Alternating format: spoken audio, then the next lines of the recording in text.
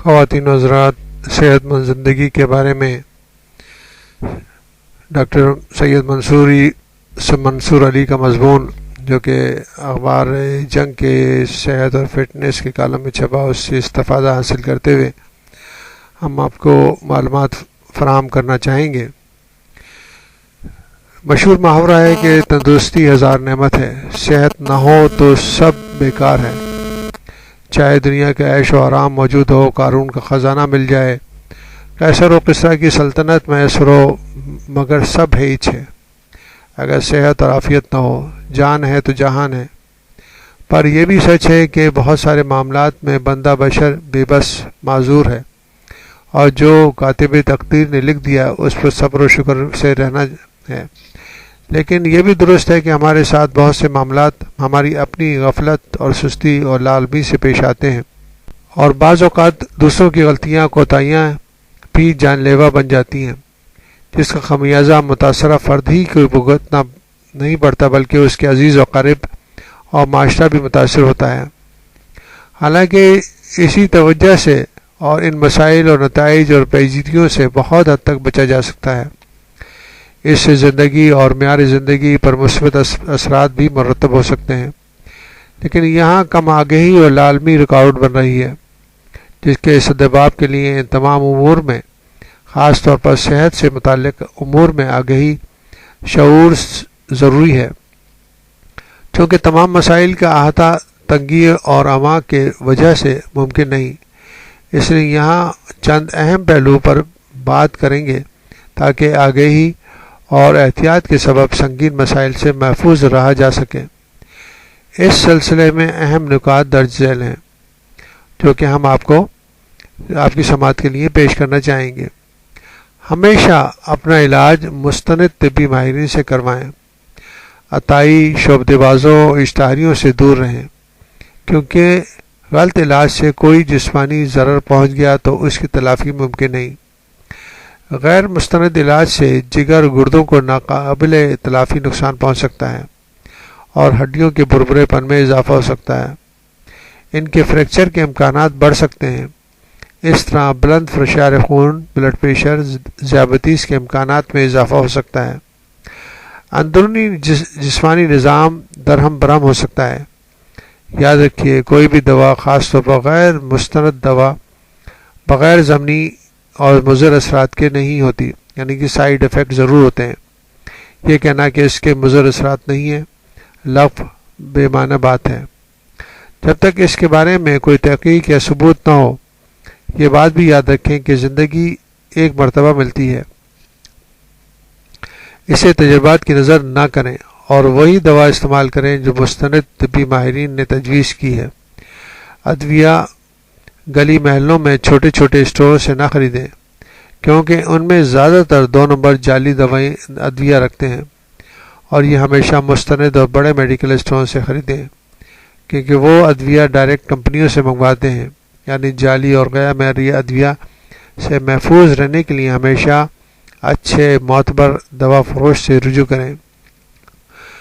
بچوں کو حفاظتی ٹیکے طے شدہ لائحہ عمل کے مطابق ضرور لگوائیں، اور حفاظتی نقطہ نظر کے تحت یہ بھی کسی طبی ماہر سے مشورے کے مطابق لگوائیں۔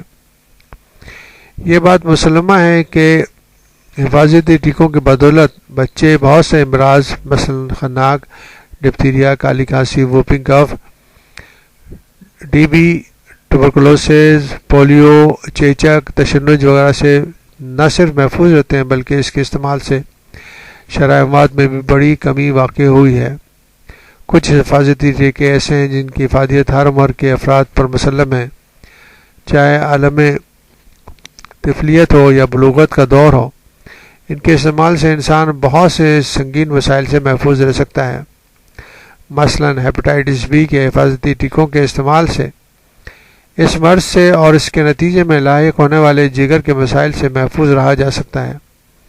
اس طرح حج و عمرے کے فریضوں کے ادائیگی کے لیے جانے والے زائرین کے لیے محکمہ صحت کی تجویز کردہ حفاظتی ٹیکے ضروری ہیں تاکہ یہ فرائض صحیح صحت اور کما خوبی کے ساتھ ادا کیے جا سکیں۔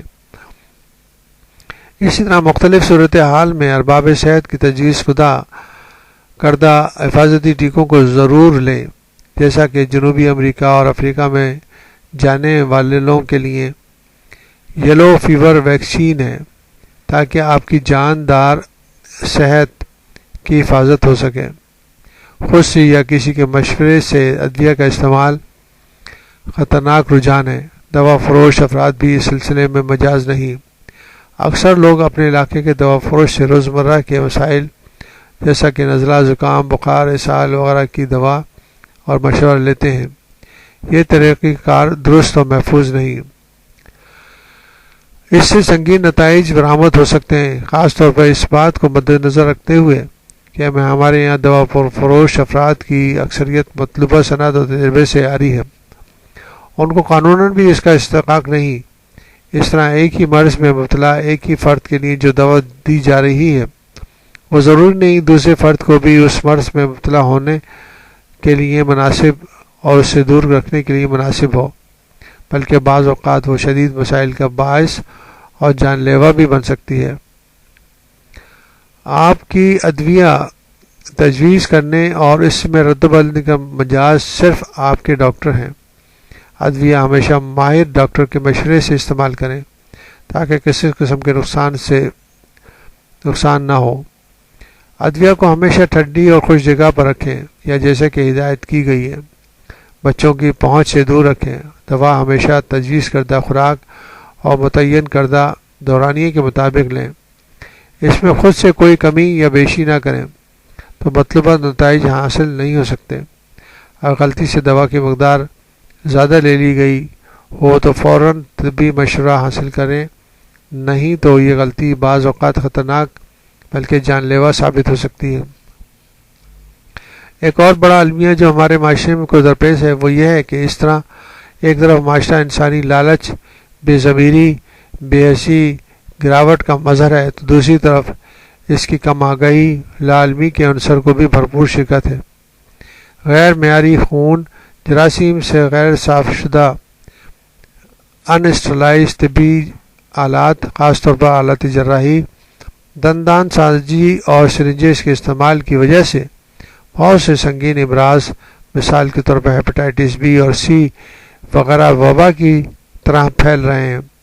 اگر یہی حالات رہے تو ایڈز اور HIV بھی اس طرح معاشرے میں صلاحیت کر سکتے ہیں۔ اور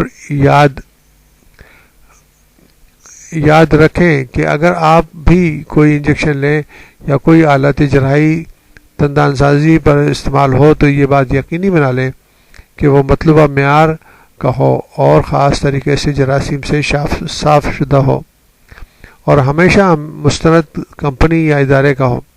یاد رکھیں اسی میں آپ کی بقا و سلامتی ہے۔